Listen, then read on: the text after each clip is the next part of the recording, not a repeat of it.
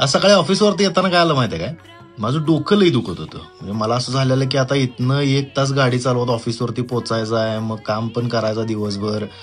काही समजून नव्हतं मला. आणि नेमकं काय झालं माहितीये काय, मी जसं गाडी चालवत होतो, माझ्या गाडीसमोर एक कारवाला आला. त्या कारवरती मागं स्वामी समर्थांचा असा एक फोटो होता, म्हणजे आउटलाईन होती फक्त, आणि खाली तारक मंत्र लिहिलेला.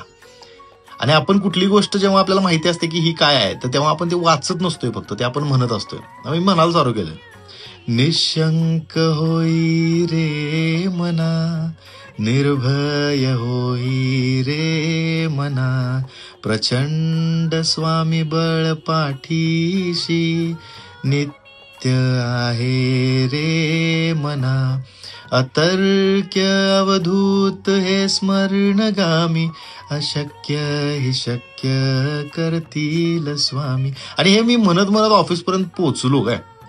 मी लिटरली तुम्हाला सांगतो, मी ऑफिसपर्यंत पोहोचूपर्यंत माझं डोकं दुखायचं थांबलेलं आणि फ्रेश वाटत होतं मला.